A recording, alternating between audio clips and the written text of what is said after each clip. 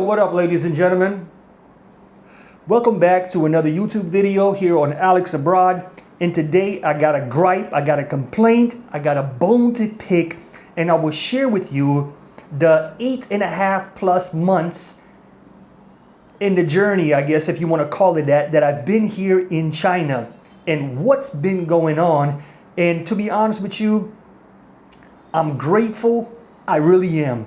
And no one can tell me that I am ungrateful. I'm thankful where I am, but I must admit, as far as the work culture and the experience that I've had in this job that I've been working at, and to let you all know, I've quit, has been an absolute shit show. Okay? So let me smoke this cigarette and share this, I guess you want to call it a smoke session, and let you guys know what exactly has been going on. And yes, I will be enthusiastic and maybe over animated in this because that's the way I am. That's the way I express myself, but I digress. Okay, so let's delve into this. But we're gonna backtrack just a little bit. I'm trying not to make this video too long. So I got hired by this company here in China through an agent. Okay, it was a British guy and a Chinese girl, and from my understanding, they've actually helped quite a lot of people and are pretty decent at their job. And before I came here, I was kind of in a tight spot in the Philippines, previously being in Vietnam and working there for 3 years, but that's another story. So I was in Hong Kong. I already got hired by this company, technically. I signed a contract, and before I came to Hong Kong, they were willing to pay for the flight tickets. They were willing to accommodate me. They were able to give me a small front on my salary before I officially went physically into the after school program, or they call it a training center here, which is a place that kids go to after school to learn more English on top of all the craziness that they have to learn at their primary or secondary or kindergarten or whatever school that they're in. Okay, so I was like, wow, okay, these people are invested in me. They're teacher, they're willing to pay, they're willing to help out, they're willing to, process the visa. And we had an agreement where after my first couple of salaries, I give them like a little chunk to pay them back. All right, so the whole Hong Kong ordeal went through. I got my visa, flew to Nanjing. 2 days later, I was, boom, at the company, and I had to teach my first class, which is cool. I've had to do something like this before. There was no formal training or anything, but they understood that, I understood that they understood, or they understood that I understood that I already have a collective of like 10 years of experience when it comes to teaching and dealing with kids of all age ranges. And it was like, okay, we're confident that we can throw this guy in a classroom and he's able to teach his class in a fun, entertaining, enthusiastic manner, which I was able to do, no problem. Okay. Now, this story, it has a hook, okay? I've told you they were willing to pay, they were willing to do this, they were willing to help out. And the guy was the agent, the British guy that I work with. I'll disclose his name, no problem. His name is Thomas. He's a good guy. He was like, bro, just be grateful. You were in a tight spot and they were willing to help out and look out for you. And that's completely understandable. And that's why I said, nobody can tell me that I am ungrateful. I was in a tight spot and they helped out. And I'm appreciative. I really am. All right. So he was like, just take this job, pay everybody back. And, essentially I did. 2 months later, paid everybody back. There was no problems, no issues whatsoever. But when I got to the school, I see this, they had this big wall, okay, of all the teachers that are currently working there and all the former teachers that were working there. And I started asking questions. I was like, well, I'm here to take the spot of a teacher that was previously working here. This is like some British dude that ended up moving to Shanghai. You know what I mean? And I don't know too much of the story until I later got his contact and I found out what was going on with him. So I was like, well, how long has it been here? It was like for 6 months. And I was like, that's kind of a I was like, that's kind of a short time. And it was like, yeah. Even before that, they hired a girl. She stayed for a week and left. Okay. And when I was there, they were looking for another teacher because these people over here, they had a center already running, but they opened another one and they had no teachers, and they already promised the parents classes and they had no teacher. So what did we have to do before we decided to hire, no, I shouldn't say we, the boss, decided to hire another teacher? Well, we had to teach all our classes. I wouldn't say we, I say myself and the head foreign teacher manager. Okay, he was another white dude from Colorado. His name was David. Great guy. You know, he worked hard, and essentially he left because he was completely overwhelmed. I mean, I'm talking about they had this guy running around doing demos, going to this other center, coming back, teaching his classes. And on top of that, guess what? We had to teach 2-hour classes to 3 and 5-year-old kids who have the attention span of 10-15 minutes maximum. And to me, that is absolutely absurd. Okay, 2-hour classes with a 10-minute break in the last class at night for 3 and 5-year-old kids who are already burned out. They've been playing all day.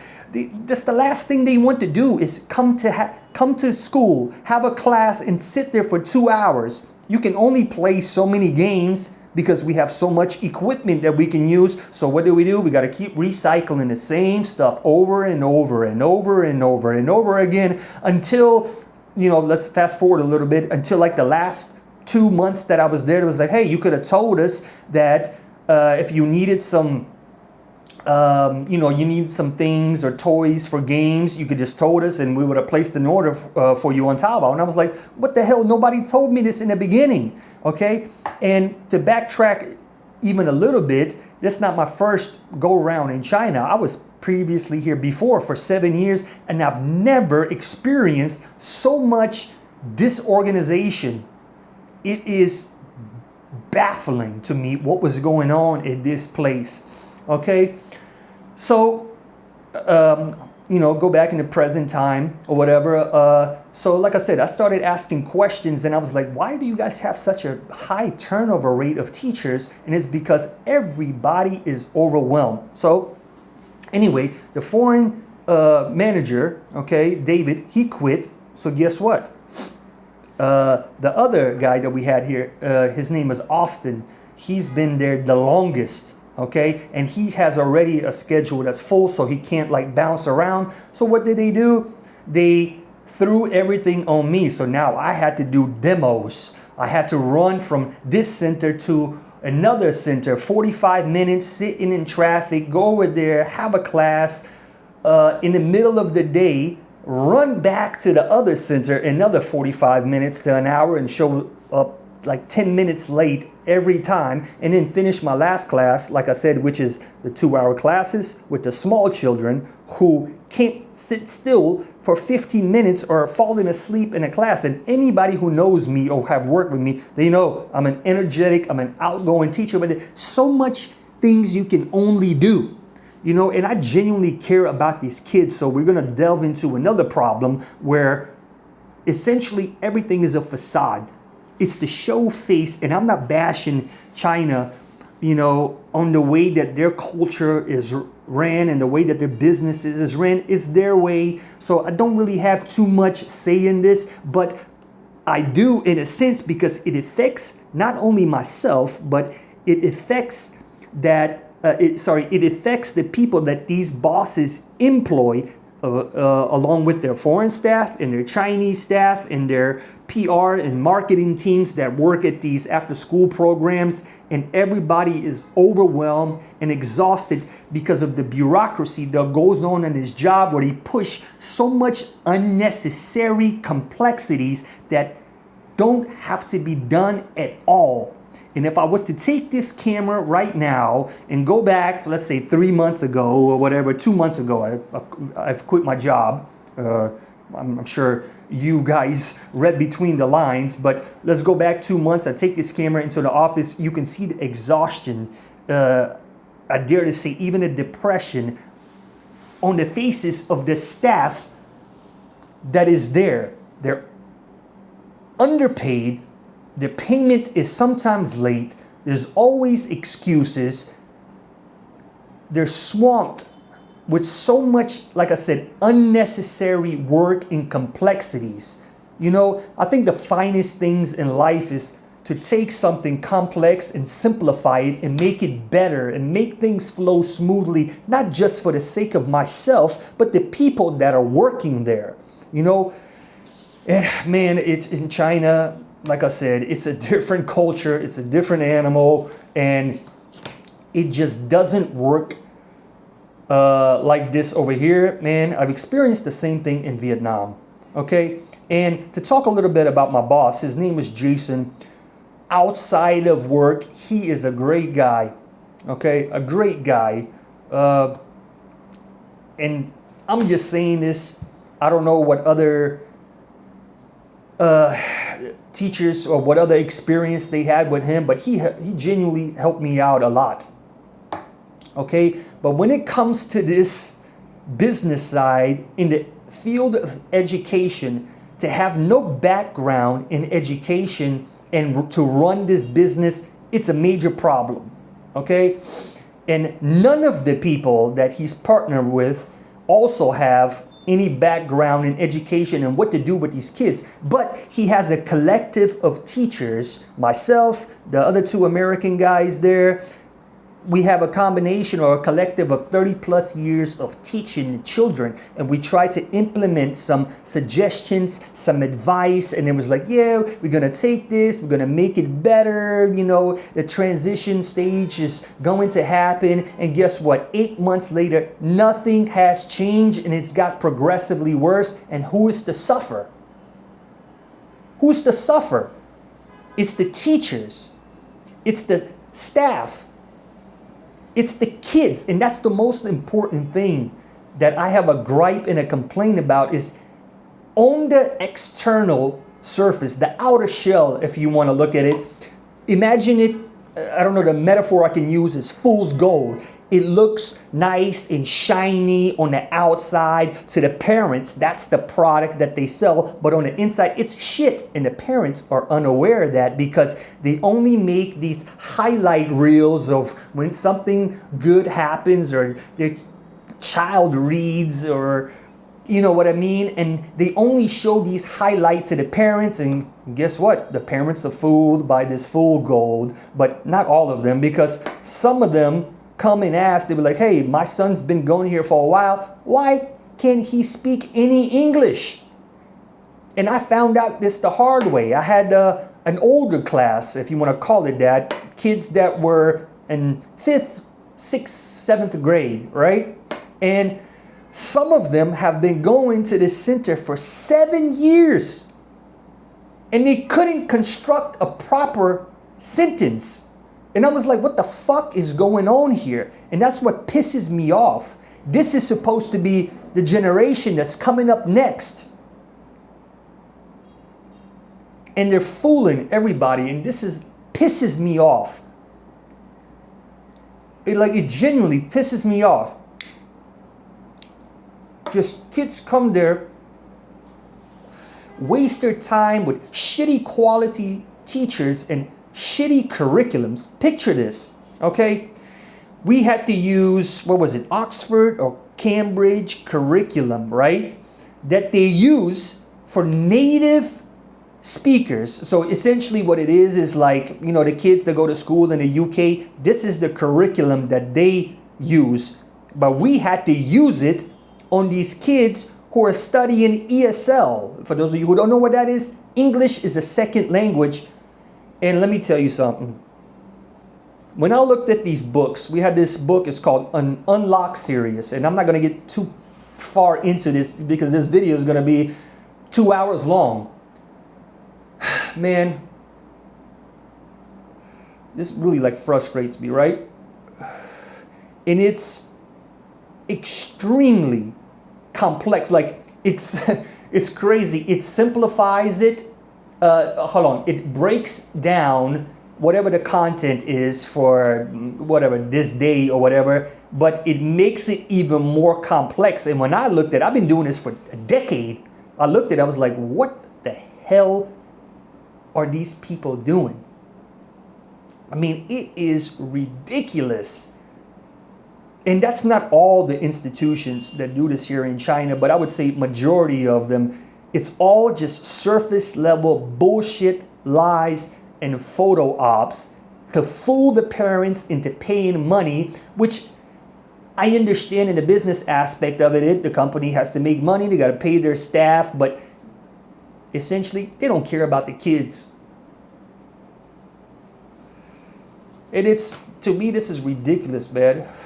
It's like, take this, have this 2-hour class with these kids and cram as much unnecessary bullshit into their brains, and they come the next week and they still don't get it unless it's translated to them, and sometimes that doesn't work. And essentially what this is, I would never work at a training center again, because I've never had this issue, to be honest with you. Working in kindergarten, working in a primary school, working in a high school, it's always these training centers. They're full of shit. And what is it? A few years ago when I was here in China, let's say 5-6 years ago, there was some thing going on where essentially the Chinese government shut these places down, and they should have kept these places closed because they're full of shit. Full of shit. And I vowed to myself, if I was to come back to China, I would not work at a training center, and here I was. So that's my fault, essentially. And I hate this. I hate this photo op. I hate this fake shit. It bothers me.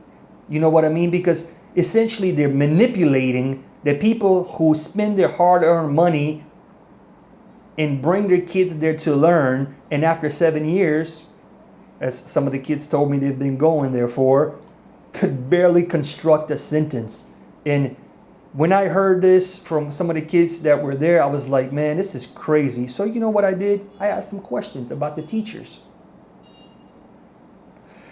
If it was kind of like, how do I say, maybe like kind of like childish questions, whether the teachers were fun, whether they were engaging, whether the classes were, how do I say this, not entertaining, but man, I'm kind of like at a loss for the right words.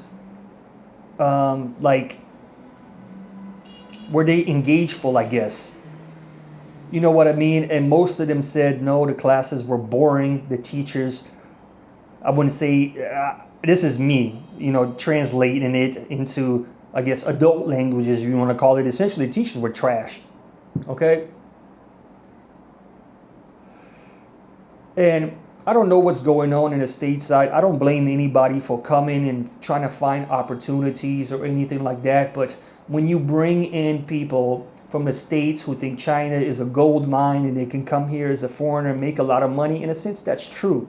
But it's no longer what it used to be, where it was simple, I suppose. And they hired these people. And then they come and they find out the hard way. And here's an example. When I was there, we had a girl that came from Canada. She used to be a scientist, or her degree was like in science, and she's never taught before.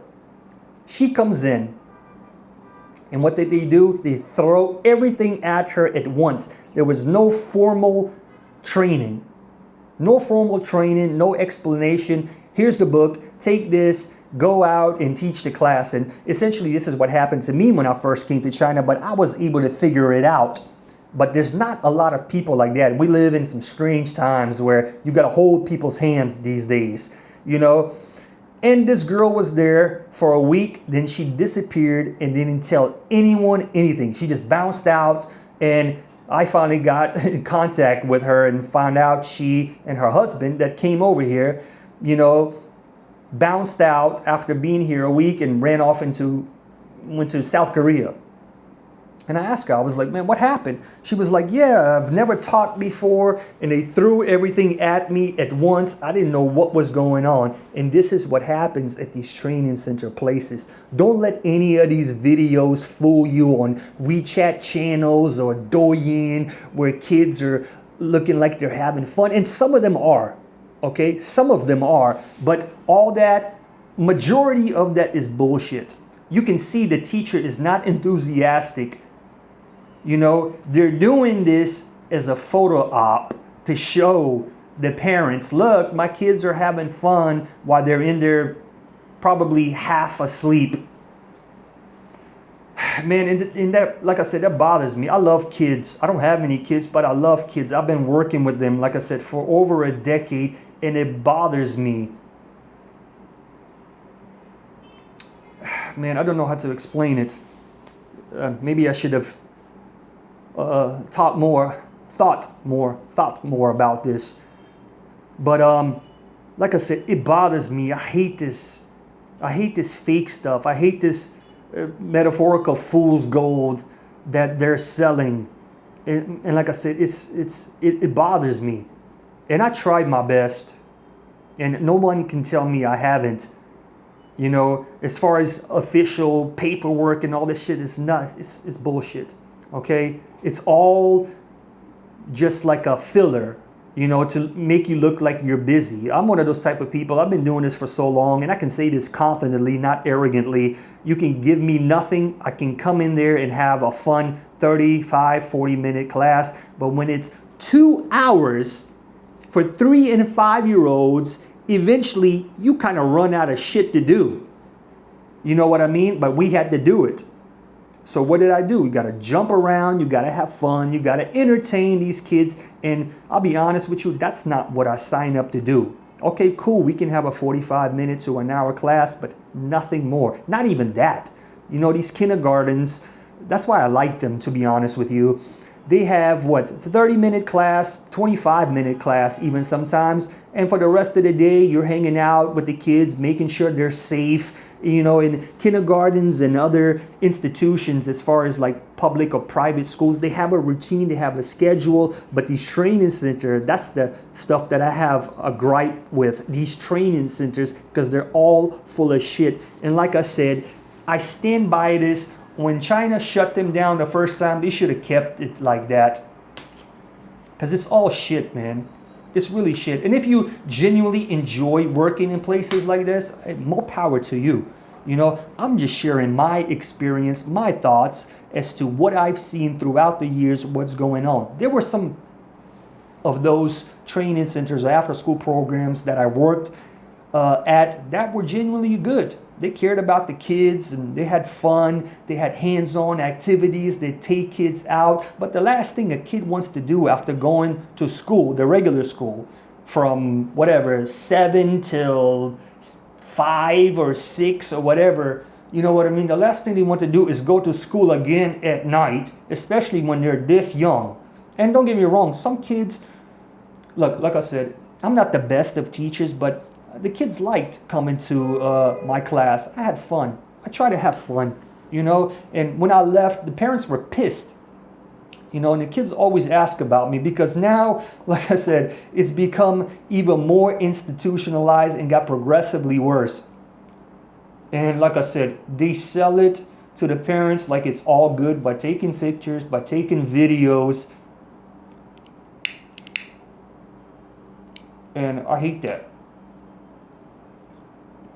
Another thing, you know, I said my boss was good, right? But there's a situation that happened. Maybe, I don't know, maybe I try to see the good in people mostly than the bad. But when I decided to formally resign, I was threatened. Okay? I was threatened. It just baffles me. I don't know why he didn't think of this. I've been here before for 7 years. This is not my first go round. I'm not new. I know, you know, the labor laws here to an extent, but the boss threatened me. even if I formally resigned, he threatened to take me to immigration to cancel my visa. And he told me this directly in my office through a translator. I had one of the girls that I work with, she translated for him. I mean, granted, he speaks English, but he was like, yeah, if you quit, I'll take you to immigration. I have you blackballed and you can't come to China. So, I try to make a strategic move. I went back home. I talked to some friends who's been here even longer, 15 years plus or whatever, right? And though I kind of already knew, and it was like, well, you can't do that. He'll be the one who's getting in trouble. But he did that essentially so I wouldn't leave, because the parents were invested. Like I said, they liked me a lot. And if I left, well, it's going to be a big problem. Like I said, especially in a training center where they have a huge turnover rate of teachers, especially in this place that I was in. You can walk into the school and you can see, like I said, a wall of all the teachers that have worked there. It's crazy. So he threatened me. I went back home, thought about it for 2 days, set up another meeting with him, and I was like, look, I want to formally resign. And in my contract, it says I have to give 2 months in advance. So essentially, I'm giving him, 60 days or something like that, which is understandable. They need to find time to find a replacement. But according to the Chinese law, they can only do 30 days. They cannot hold you for 60 days, So I was like, look, I formally want to resign. And if you don't let me leave after the 2-month notice and I fulfill it or whatever, then I will go to the labor department and I would tell them what happened. And that's when he was like, oh, okay, well, I don't want to do that because I know some other issues that are going on, which I'm not going to talk about in this video, but it has to do with taxes. Okay? So here I was, thinking I have 2 more months left, give me a little more time to save up some money and move to, I don't know, another place, another school or whatever. Get pulled into the office 3 weeks later and was like, hey, this weekend will be your last weekend. And I was like, what the fuck? And I'm not the only one. The guy that I was telling you guys about, Austin, essentially, he worked through his contract, finished it, and the boss was refusing to sign him to another contract. And he wanted to stay there. He got a wife, he got a kids, he has his schedule full, and he's been doing this for like 2 years that he was there already. So, he was cool with his kids, cool with the parents. The guy spoke Chinese, and like I said, he had his wife, he had his kid there, and that was his stability, his livelihood. Guess what happened to him? Just talked to him a few weeks ago. Said the boss pulled him into the office and he was like, look, we're going to change some things up. We want to recruit smaller kids. And he told the boss, he was like, look, this is my expertise. And the boss laughed at him, said no, and told him, look, you have until the end of this month to leave. And when I heard this, I was like, what the fuck? And that lets me know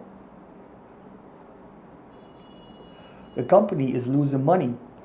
He was the highest paid there because he has longevity.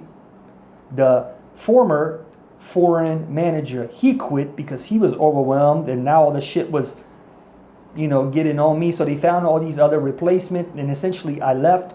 And now this guy, he had to leave on a short notice while his wife and his kid was here and his wife is due to go into labor.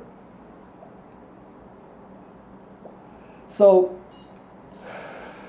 this is essentially what's been going on for the past 8 months, and I hate this shit, man.